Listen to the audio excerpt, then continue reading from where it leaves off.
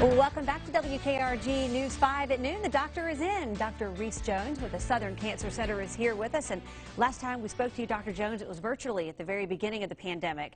And we talked about coronavirus and cancer patients. And today we're talking about a topic that you said you get asked just about 10 to 15 times a day. Yep, virtually every patient wants to know about the COVID vaccine. When can I get it? Is it safe? And it's a hot topic for sure, and appropriately so.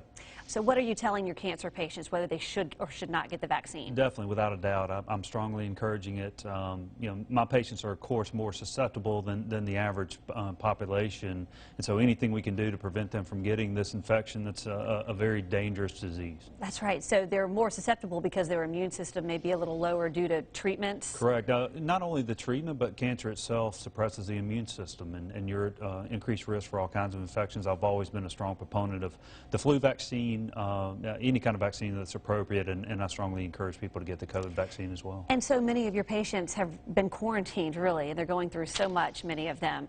So this is partly a way out of their house. I mean, I bet they're Correct. Really eager to get it, a lot of them. Well, people are actually probably enjoying coming to the doctor a little bit more. At least it gives them a way to get out of the house. But yeah, there's a lot of fear. There's a lot of fear out there about the disease itself, about the vaccine. And if nothing else today, I want to accomplish to try to alleviate people's fears about the vaccine and know that it's safe and it's strongly encouraged. Are people who are going through cancer treatments any more susceptible to side effects, like feeling sicker from the shot, or are you not noticing that? No, I'm not. You know, obviously it's been tough to get the vaccine to these patients so far. You know, the guidelines are being loosened up and more people will be getting it.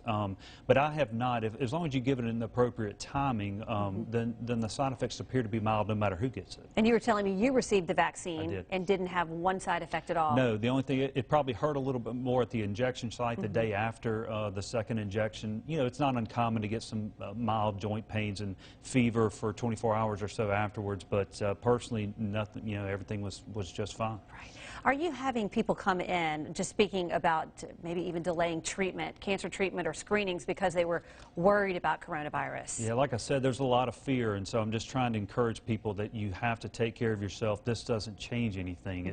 It's of utmost importance to continue your cancer screening, to continue your routine medical care, and of course to continue your cancer treatment. Absolutely. Okay, well, we are going to be talking on Facebook Live at 12:30 with Dr. Reese Jones. So we want to encourage everybody, if you have any questions about cancer treatment, coronavirus, the vaccine, you're ready to answer them. I sure am. Well, thanks so much for being our guest today. We appreciate it. Glad to be here.